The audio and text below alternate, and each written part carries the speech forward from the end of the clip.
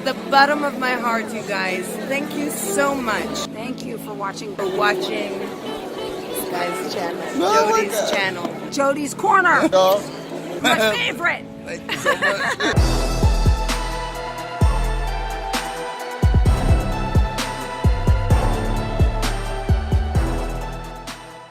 YouTube was good. It's your boy Jody Joe. Welcome to Jody's Corner. I'm Jody Joe. Thank you guys so very much for watching me in this video.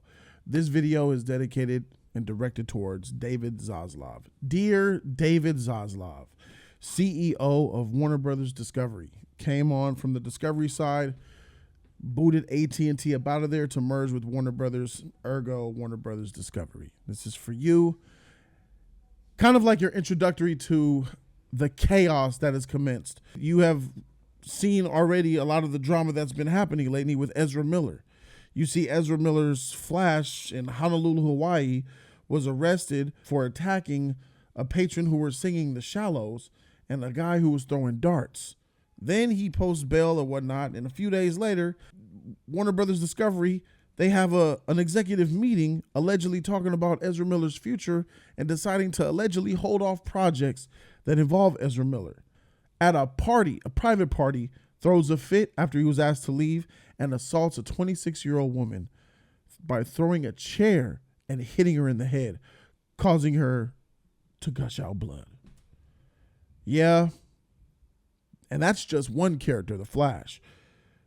This is going to go back a little way. We start with 2016 with BVS. There's this movie called BVS that came out that divided the fans, and it was a movie that was supposed to make $1 billion, $1.5 billion, $2 billion when you think about just exactly who Batman and Superman is. But this director, Zack Snyder, is coming fresh off of the film Man of Steel, to which, in my opinion, and a lot of other fans' opinions of Superman, was a bad movie. Man of Steel is a good film, but it's a terrible trash Superman movie. And then you brought that into BVS, and Zack Snyder just went complete bonkers with it. And it was just dark, and it was emo, and a lot of fans didn't like it. It was divisive and polarizing, to say the least. It had like a 71% box office drop in its second week of its release back then in February of 2016, I believe. BVS was not well received. Zack Snyder's, then the corporate people over at Warner Brothers, Alan Berg, Toby Emmerich, Kevin Tsujihara, Jeff Johns, put micromanagement on Zack Snyder to make sure that Justice League would not repeat the same failure that BVS and Man of Steel allegedly was. Because critics didn't like BVS. I believe the Rotten Tomato score for BVS when it first came out was around the 30 percentile range. And I don't really know where it lands now. We'll probably see where that is on Rotten Tomatoes as of now, but I know it's sub 40%. It wasn't well received by fans or the critics. So then they micromanaged Zack Snyder, and Zack didn't like it. You know, he had the death of his daughter.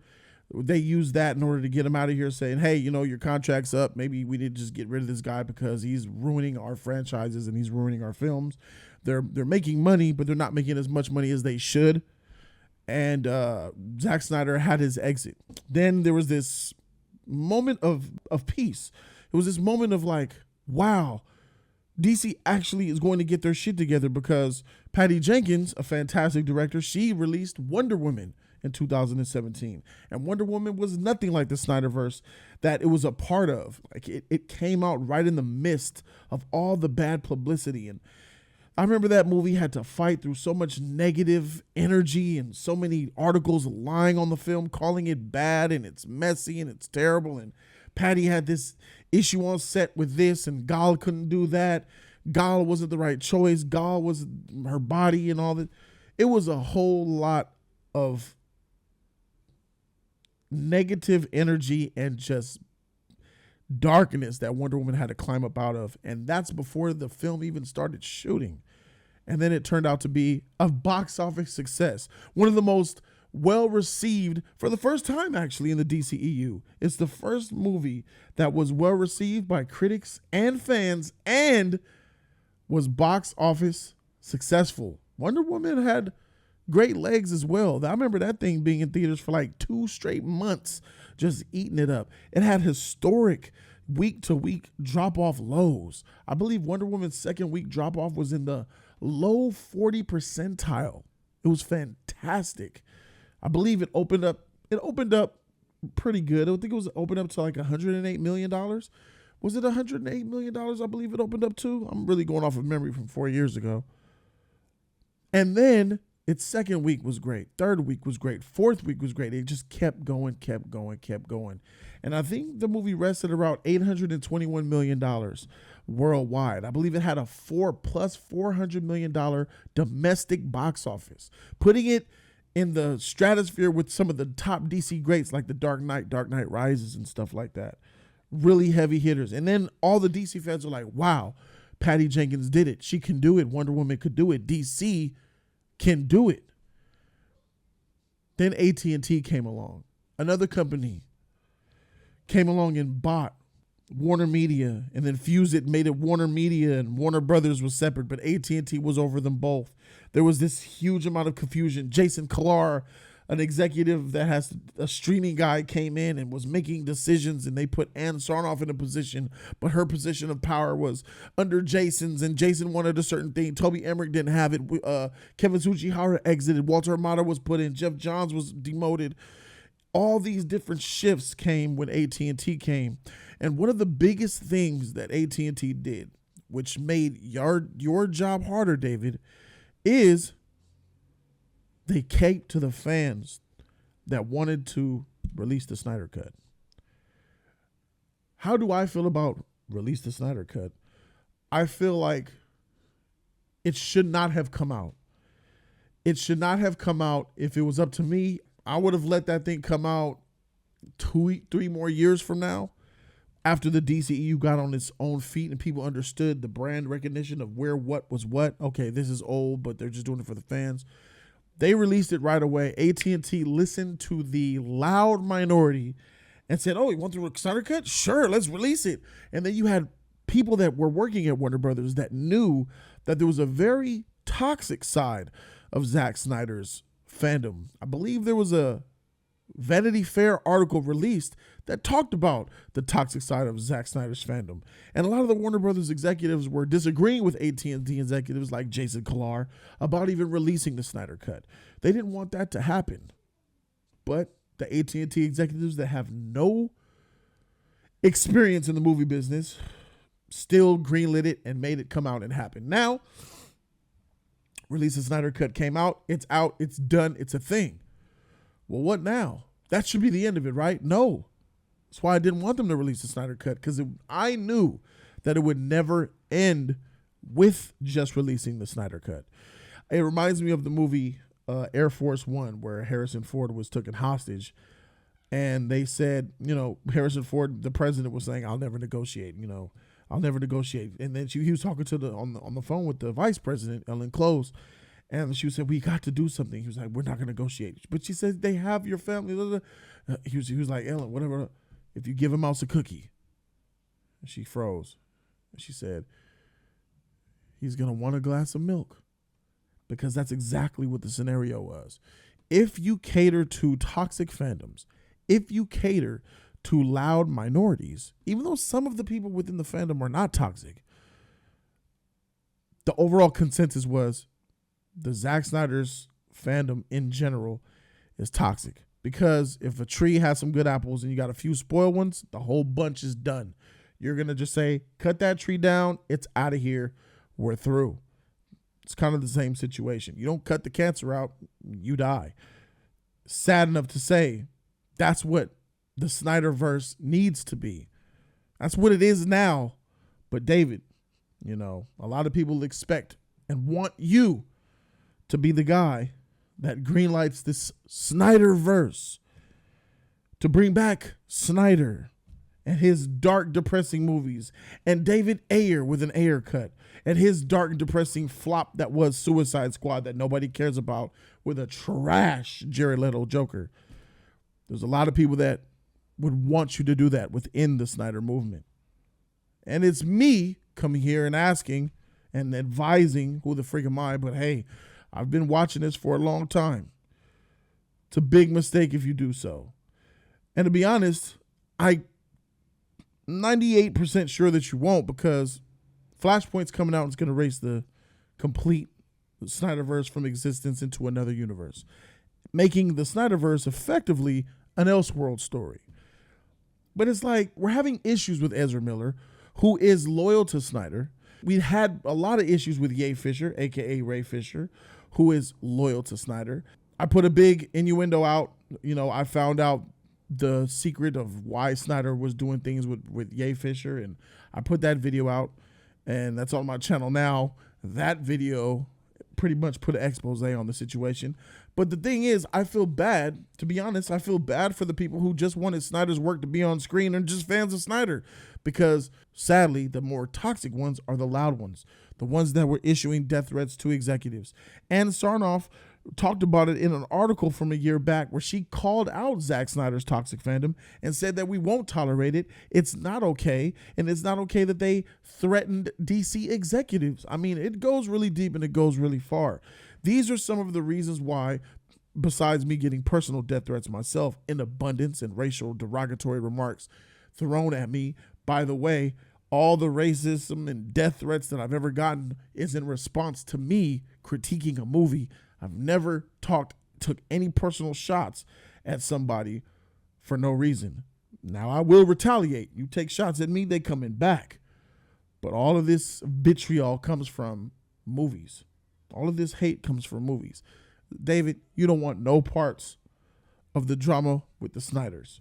And I already understand that based off what I see, you keeping Toby Emmerich's job, you letting Jason Kilar go. I see that Toby Emmerich is not the type of person that's going to greenlight a Snyderverse because he didn't want it in the first place. He knows what time it is. I'm glad that you kept Toby Emmerich. Glad Walter Hamada's contract is up next year, I believe. Walter Hamada is doing a really good job, in my opinion. There's a couple of issues with Superman. People want to know what's going to happen with Superman. I read the article about you wanting to put Superman on the forefront because he's been shelved. You goddamn straight he's been shelved. Been a lot of us been upset about what's going on with Superman. A lot of rumors about should Henry Cavill come back. We need to move on from Henry Cavill. That's the truth of it. Henry Cavill is very much a Snyderverse Superman. We need to completely move on from that. We need a new Superman. And when I say a new Superman, I don't mean a black Superman. Now, I ain't racist or nothing, but Superman's not black. The Superman. I'm not talking about there's not a black Superman out there, because there obviously is. I'm talking about traditional Superman. Clark Joseph Kent, Kal-El from Krypton. That Superman that has over 80 years of history, merchandise, fanfare, movies, TV, comics, and love. The Superman signal is the second most iconic and recognized symbol on planet Earth, second to the Christian cross. That's some powerful brand recognition that is slowly fading away, that we need to put back into position where it belongs.